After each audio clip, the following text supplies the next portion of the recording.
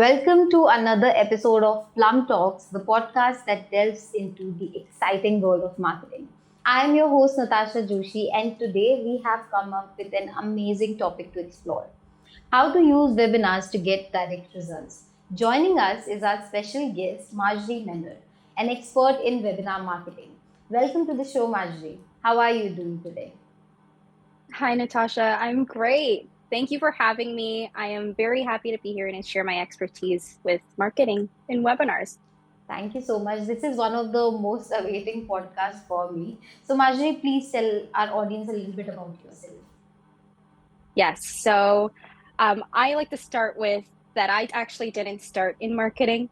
I Mhm. was in theater production, which I love the arts, I love creativity, but there was an element that was missing for me, and it was the strategic side. So that's why I delved into digital marketing, which is where I specialize. And not, I have a whole long line of stories to share, but in terms of professional work, I worked at Strategy Institute, did some event marketing there. And then now today I am at Okta. It's an identity solution. So I do a lot of SaaS marketing using various channels there, such as email, webinars being part of them as well. Awesome. That's awesome. So, without any further ado, let's dive right into the topic. So, Marjorie, we all know webinars have gained immense popularity as a marketing tool these days, especially after COVID. We started connecting online a lot. So, let's talk about how can marketers strategically utilize webinars to generate direct results and drive success into their campaigns. Well, with webinars, so many people they think of webinars as your top of funnel content building, engaging kind of part of their strategy, right? Yeah. But the way that I look at webinars is you should actually use it in your middle of funnel. And when you do that, you have certain KPIs that you need to measure. And people tend to miss that there are measurable pieces to a webinar, from your registrations, right, to your attendance rate, to any engagement from pre or post event. Some of the elements that I look at pre-event, you're looking at your email engagement, and there are so many different metrics that you can look at there. Email again at post-event as well, right? Or within the webinar itself. But without getting too deep into that, taking an eye and keeping an eye on some of those measurable points allows you to track the success of your webinar Mhm. at every step of the way, from invitations all the way to registration and to them attending and even engaging at the end. So at each step of launching this webinar, you can track as to whether it's successful or not. And if you don't happen to reach a goal, let's say at your registration goal, right? Then you know that something is wrong before you even go ahead and launch your webinar. You tell yourself, why am I not getting enough registrations? Then you take a step back, you look at some of the channels that you're using to drive registrations, you look at your target audience, etc. And along the way, you'll be able to figure out whether your webinar is going to be successful or not. Mm-hmm.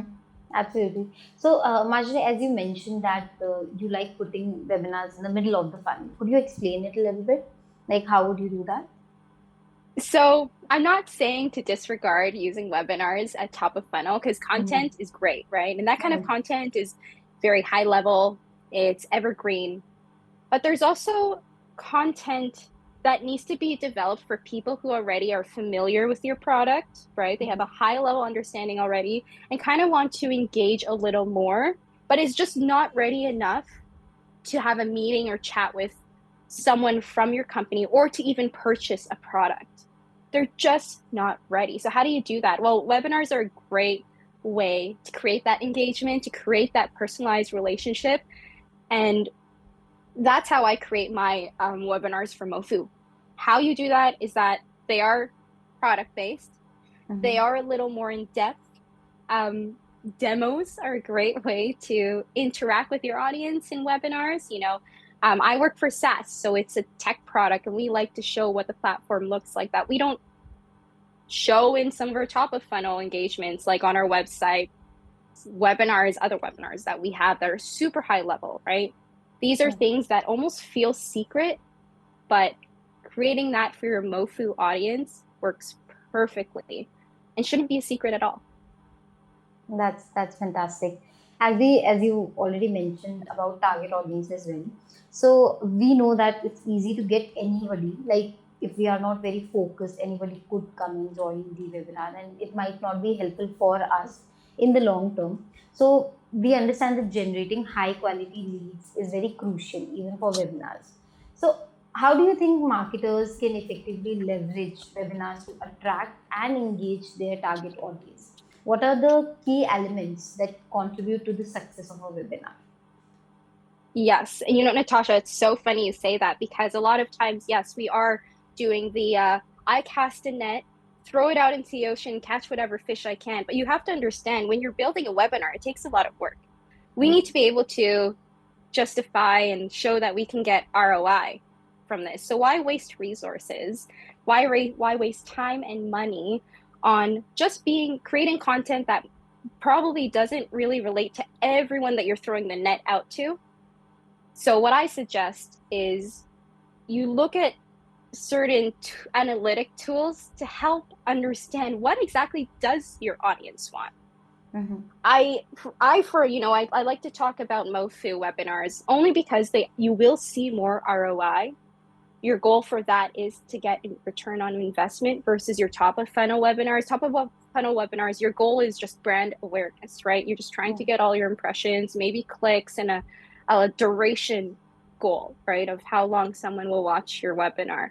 But with MoFu, if you want to show and justify ROI, because there might be costs that you need to reach out to your manager to run one of these, you want to make sure that you are looking at certain analytic tools, and I'll list a few that I've used in the past. Some that I might not be others that might not be familiar with, but the ones that I have used is Google Analytics, which is really cool because in Google Analytics, once you've made your connectors to your website, you can look to see and track your website viewers and see what kind of other interests they have. Like, it's cool. It shows that maybe they like arts or they like entertainment, sports, music. It's really, really cool. Mm-hmm. Another way is that because I talked about MoFu webinars being product based, you look at your website and see which of your product pages is being visited the most, right? And there's so many tools that can help you do that. I've used Splash. You can use Google to help look what other pages are being visited most.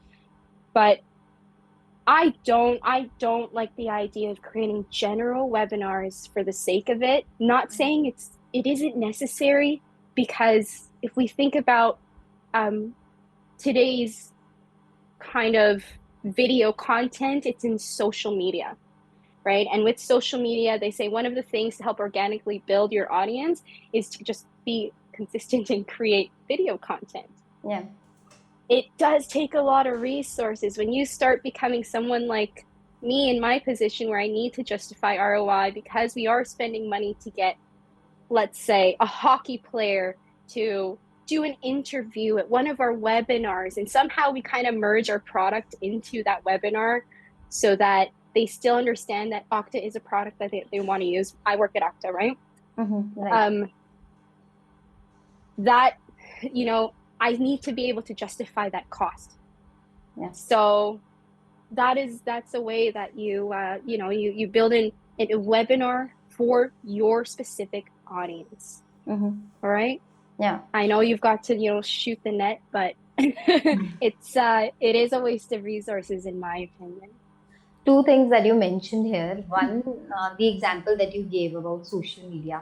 And I totally agree there, because a lot of companies, especially small startups, they complain about not getting that much of traction out of social media and their videos not gaining that much attention. So, one of the reasons could be not posting content that is actually useful for the audience, for your audience.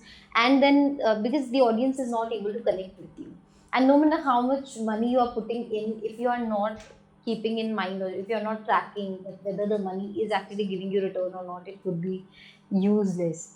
So that's Exactly. awesome.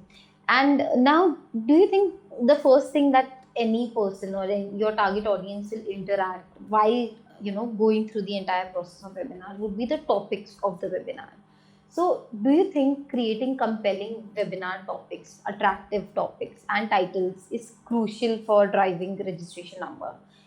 If you think it is, so what are the things or what are the processes that you have created in past to make sure that those topics are very relevant with your audience and they are clicking on those? Well, excuse me. When it comes to creating a webinar title, Mm-hmm. absolutely, they need to be compelling. Yeah. And I'll start with the funniest tip that I've ever been giving, but it is quite effective. Don't use the word webinar in your title. Right. Unfortunately, the idea of a webinar since COVID till today, it does have somewhat of a negative connotation now Mm-hmm. because people know that I have to spend time sitting in front of a screen. I'd rather be outside, or I have to watch someone speak for like so long, right? So, how do you create then a compelling webinar title?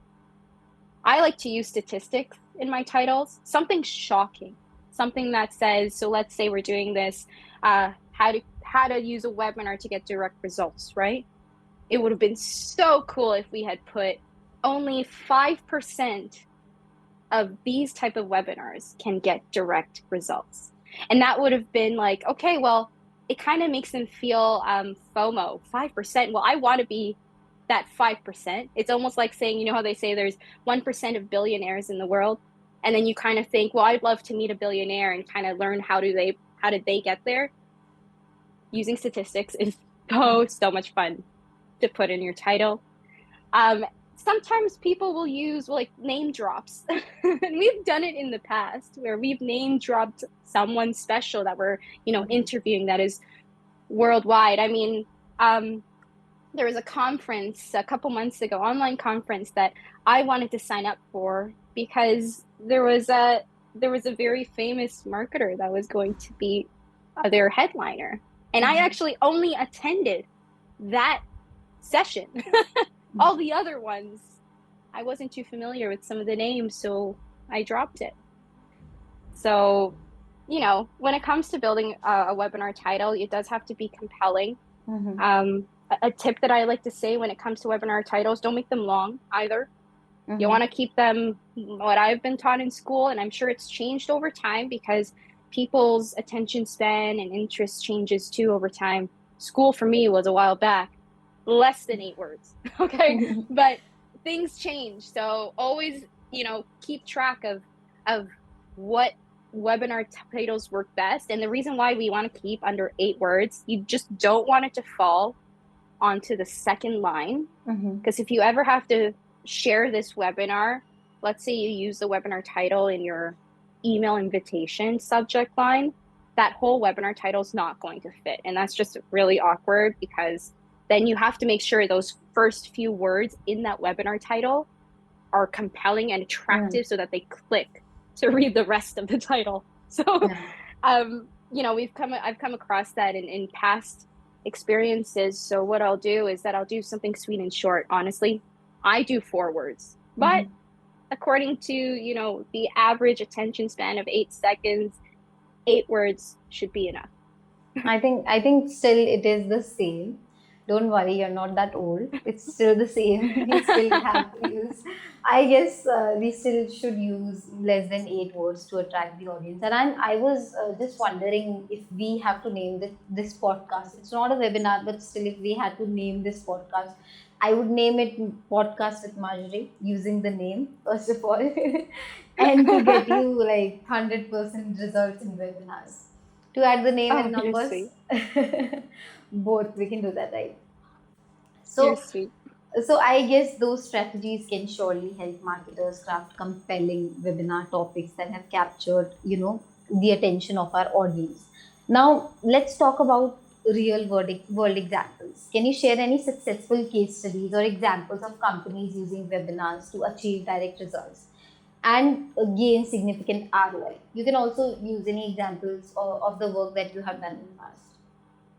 Absolutely. And that's exactly what I'm going to do is share an example that I've done in the past, and we still continue to do so. I can't share any metrics because, it's a little Mhm. private, but what I can say is that we have a webinar series at Okta that has been ongoing even prior to when I started. It's called the Espresso Shot Series. Mhm. And the reason why we call it espresso is because we have a product that's SSO under Okta. So the way it's spelled, so you'll see a catchy headline. It's Mhm. espresso with the SSO capitalized because it's our product. And then we put in shot series. We wanted the audience to understand that this is a quick webinar. You don't have to Mhm. sit too long, 30 minutes, and it's like just a shot of product information for a MoFu audience. Series, because we have so many webinars that come along this line of episodes, you can call it, almost like almost like a drama, when you get the latest Netflix show and then you have one episode, it's so interesting that you're like, I Mhm. must see another. Success, let's say, is because of that factor, that it's a series. That's one reason why it has been successful, is that Mhm. our audience tend to return and move further down the funnel, because at one of these episodes they find something attractive and they can say, this is a product I want. And then now they proceed. For us, they go to our salespeople, or if you have an actual physical product, they may go buy it next because they're just so compelled by what you delivered at that one episode. And if Mhm. it's not that episode, then now they're going on to the next episode just to get a little more information. Now, another element that gets them going to each episode and what makes our webinars successful is that we do have an incentive as well, right? A little gift for them just to say thank you for joining us. So far it's been running for a couple of years, and Mhm. we bring on, like I've mentioned earlier in this interview, you've got the product based information. It goes directly to our MoFu audience. We've narrowed down exactly who should be seeing this webinar, right? We've got that compelling title, which is the Mhm. Espresso Shot Series. And Yeah. mind you, it's Espresso Shot Series, but that's the main title of the series. But we also have subtitles, For which each and every part. just exactly. So Mhm. I guess in that case, we do hit the 8 word mark, right? For the Yeah. title. Yeah. We keep them quick and easy. Mhm. They're 30 minutes, right? They're literally in and out. And another part of success is that you have to think about when you're going to run these. And we run these every end of the month. We run them at lunchtime. Mhm. We've seen success mostly with the lunchtime series because I'm assuming at lunch, they eat. And across Canada, because we run this actually across Canada, it's a webinar. You can reach whoever you want. Yeah. Um, so at lunch here at Eastern time, where I'm from in Toronto, Ontario, you can actually have it's breakfast on the west side of Canada for us. Mhm. And then for everyone else that's on the east side of us, it's late lunch. So these times are so perfect because they take away, the morning break to watch us, their lunch to watch us, or they step away from their desk for a quick 30 minutes to watch us. So it's so great. Timing matters. And I have to say, like, it's been very successful. And we're still testing it. Your audience changes. Nothing, Mhm. nothing is stale or stays the same because yeah, it becomes stale. I'm sure the webinar series was rocking for you guys. Like it was actually working as you have shared, and I really love the take you bring for Netflix, like how we binge watch series because of the. It's like we can also do that in a webinar series, like leave them with something or suspense or anything wherein they will watch another episode. So that is very interesting. Moving ahead, Absolutely. can we talk a little bit about data and personalization? How can marketers leverage webinar data and attendee behavior to personalize follow-up communication? Like what after webinar? Like do you send a message? As you already mentioned that you guys share some kind of incentives. So can you broaden it a little bit? We do. So after a webinar, I look at both attendees and no shows. And we reach out to both of them. Mm-hmm. So from the attendee bucket, we look to see, who had engaged in the webinar. If we have a poll or we have a chat box, a Q&A box, we look to see who engaged there. And from there, I like to stick away from marketing communication and have like someone personalize, really, really personalize that follow up. So it may come from me directly rather than our general marketing email. It will come directly from me and I will thank them personally, let them know that if I am here if you need anything, give them a copy of the webinar recording, and then, yeah, maybe a little gift so that we can push them even further, like a discount code, right, for any products you might be selling, or maybe a free trial. Yeah. Now, the other portion of attendees are those who didn't engage. And you really need to see if it's weird. It's almost like trying to test to see if this person was actually there or not, or was Mm-hmm. it just, a robot. That's Yeah. the that's the way that I look at it. So Yeah. what that means is that I try even harder. So in Mm-hmm. my follow-up email for those who attended, I will tell them, thank you for attending, kind of highlight something that if they weren't paying attention, something that was so interesting in the webinar. Hey, did you catch this, by the way? And tell me what you think about it. So now I'm giving them a Mm-hmm. call to action. And then I give them also the webinar recording. So they Now I'll could speak watch to the the recording. Yeah. exactly. So to go back to the webinar recording for all my attendees, that's another that's another metric that you can track, right? Did they watch the webinar again? Yeah. Right? Are there any other clicks from other users that are not from those who attended the webinar or registered? Now, talking about those who registered but didn't attend, your no-shows, do Mm-hmm. not forget about them. In my follow-up strategy, I still follow up with the no-shows. I ask them, I make them feel guilty in a Mm-hmm. very kind way. I don't want to upset them, but I make them feel Right. guilty that they missed out on something so amazing. And maybe you can put in, look, we had a gift for those who only attended.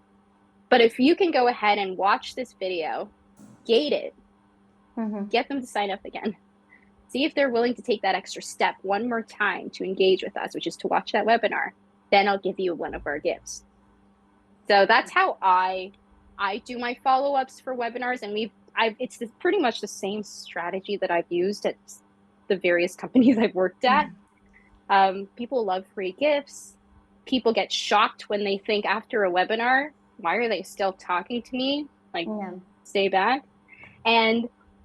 And also, you know, another thing I'd like to point out is that don't use one avenue to reach out to to your visitors, to your webinar audience. All right. So whether they're attendees or no shows, yes, you can have that general marketing email, but I would say find a way to personalize it by just sending it from your own voice, from your own Mm-hmm. personal email. It Mm-hmm.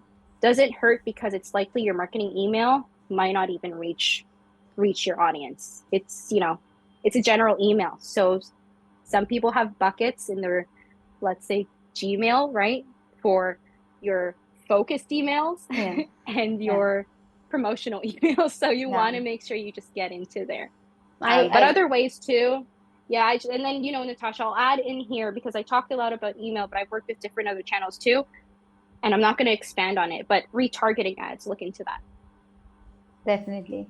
I just agree with you so much just because I have seen a lot of people, if I register to a webinar, what they do is they constantly send me, even when I am into the webinar, they'll either make phone calls because I've shared my number if the webinar actually seems very interesting and I've shared my number, so they'll keep calling me or they'll keep texting me on WhatsApp or mail or through messages continuously saying me to attend the webinar. So it becomes very annoying. And I think because of these tactics, a lot of people actually ignore such webinars because they don't want to be a part of something this pushy.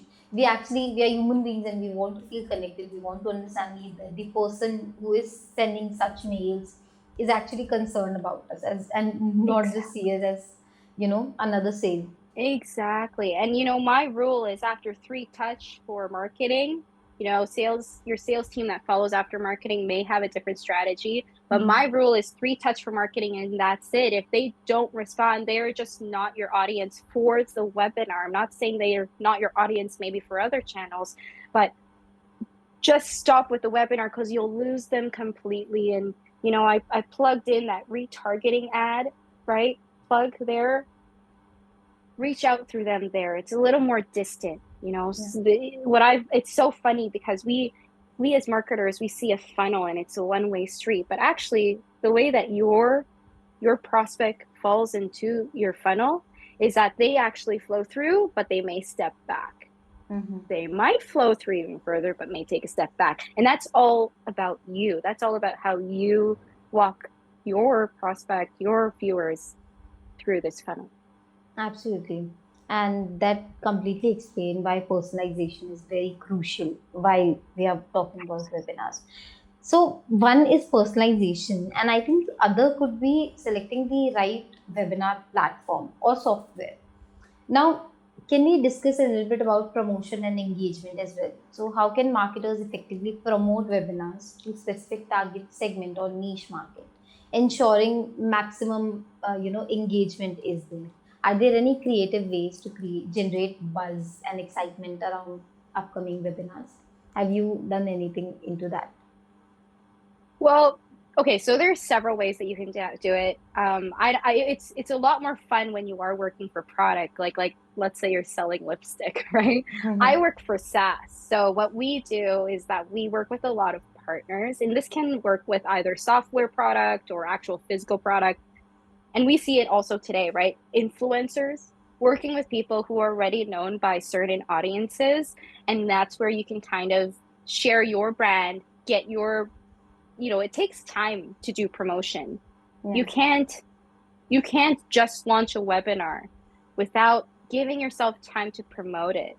And at Strategy Institute, when I worked there, we were actually given 5 months to drive registration from beginning to end, from beginning my building my strategy, maybe for the first month and a bit. Hopefully, about a month and a bit, we can start launching. And we are not promoting the webinar right away, but it's more so building the brand with your audience and understanding, hinting that Mhm. there is an upcoming webinar. So you can get even closer with us. You can even ask questions and engage with us because you've already heard so much about our product from all of that promotion 5 months ahead leading Right. up to the webinar. So influencers are a great way to, build that kind of promotion. We do it with our technology partners here at Okta. Um, when I was at Strategy Institute, we worked with a lot of, for example, when I used to build strategies for customer experience conferences, we would actually leverage content from some of the speakers who are customer experience professionals. Excuse me. Um, and it would be things like creating blogs. So you can do that as part of your strategy to build promotion. Mhm. Articles, kind of doing some PR work where you get press releases through some news outlets, right? Just to build your brand. It's a matter of justifying that you as a brand is trusting, Mhm. you are Right. reliable, and that we are a solution for a pain point that we know you have. So if you build that, and I say 5 months ahead, not many people have that much time to Mhm. build a webinar. So I would say at the least 1 month, because I've done that before, using all similar strategies 1 month ahead to make sure that, your webinar does become successful Mhm. and that are some those are some of the creative ways that you can build promotion. Oh, one thing I did want to talk to, and it's what I've learned in school, but I've never actually got to put it into play because you have to be part of quite amazing agencies, marketing agencies to do it. But Mhm. for products, experiential pop-ups are so crucial in your strategy. Can you So explain it a little bit? these, here in Toronto, they do it a lot. Downtown, they'll put up like a shipping container, create it into some sort of room, and then Mhm. you become part of the experience. So just recently over the weekend, I visited a mall and there was a shipping container, right? And it's Mm-hmm. not always a shipping container. Sometimes it's a tent, sometimes it's a parade. It's anything that puts and immerses your audience into the experience of your product. And I'll give you a couple examples. So, first one was over the weekend, I went into a mall and there was a shipping container that was in like the path of the way that I needed to go to. You had no choice but to walk through Yeah. the shipping container. Mm-hmm. And as you walk through, it's almost like you're put into another world. You're in someone's home. Everything was so modern, was so clean. There were some high-tech elements with signage to kind of say, this is that, this is this high-tech sink, this is this high-tech like fridge. And after you're coming out of that, you've spent about like 5, 10 minutes in there reading everything. You come out at the end of the shipping container was a sign for the brand with a Mm-hmm. QR code. And of course, you're like, well, that's interesting. Sure, I'll scan the QR code. Everyone has a phone. I'll get more information. So that is an experience. Another one that everyone might have seen I think, in the last month, that's so recent. Have you seen that Maybelline mascara Yes, I have. I campaign? have. I have. I'm very Where impressed. this, Yeah. right, where the train goes by and then there are lashes that it comes by through, Yeah. that it drives by through. So that's an experience, right, for people. Like if a train can do that and make lashes look so good in a freaking subway, sorry, don't know if I'm allowed to say that, but in a subway, right? Yeah. Then it must make my lashes look amazing. So these are the kind of things that one day I would love to work for product, Mm-hmm. because these are the kind of things that really immerse your audience into the benefits of your product. And how can you say no as a buyer? Absolutely. I think it's so amazing how you have put it because being a part of such campaigns, it's a experience itself. And if people can actually feel themselves being there and understand the product, it can be so relatable because next time when we are going to just taking the example of mascara of Maybelline, if I'm going to buy a mascara and I have four different options, I'll remember the campaign. And that would be the Right? reason that I'll buy it again and again for sure. For sure. So, Marjorie, moving ahead, we don't have a lot of time, so we'll have to take this one very quickly. So, uh, let's quickly talk about landing pages specifically for webinars. How can marketers create compelling webinar landing pages that drives conversions? What is your take on this? When it comes to landing pages, they need to be quick and easy. I think I mentioned earlier that we have the attention span of 8 seconds. Mm-hmm. So, what that means is that everything that you want to deliver on your landing page needs to have the call to action right away. It doesn't need a brief, because remember what a landing page is. It's not a website. It's the page that is after someone had clicked on something else, like an advertisement. So whatever that ad is, let's say, right, it's a headline, for example, or maybe your email with quick information, which is more bulky than an ad. You have to kind of summarize that into a landing page so that it's just one paragraph, one title, reiterating whatever you had on that ad, email, whatever channel you use to drive to that landing page. And then for the landing page, you need to make sure there's the form right there. Don't allow any more clicks. That's the idea. Have the form right there so they can sign up for whatever it is that you're trying to drive through. Here we're talking about webinars. And I already mentioned, have that CTA right at the bottom. You really don't want anything on a landing page to be past the scroll. We call that the second half of the page. Mm-hmm. Anything that is second half of the page, because let's say the person's like, I don't want to really sign up, add more content at the bottom that really gives them meat as to why they should sign up for this webinar. Mm-hmm. I think, So yeah, yeah, please that's continue. in quick words. I think a lot of people prefer keeping only the information and not actually put a lot of details into it. Do you think that works as well? Because they keep the audience like they keep the element of surprise there. Like they won't tell everything. They just give you a hint about what is going to be happening there, and they ask you for your email and contact other contact details, and then they'll share an email so that they can have your information. So, do you think this works as well? It does, absolutely. You don't want to give away too much, ever, Mm-hmm. ever. So you only want to hint at what you could see when you attend this webinar. And that's why collecting lead information is so crucial. Mm-hmm. is because yes, you can nurture them after a webinar. It's likely that a person's not going to buy. Like I said, it's middle of funnel, right? They're not, Yeah. or top of funnel, depending on the content. They're not bottom of funnel yet. So collecting lead, giving them a little hint of what they could get, adding that element of surprise will definitely get them to sign up. Awesome. That was one of my favorite conversation. Thank you so much, Marjorie, for being here. These were the questions from my side. Anything else that you would like to share with our audience? Um, I would like to share that, if you want to reach out, please add me on LinkedIn. I'd be so happy to give you some insights on some of the Mhm. things I've done.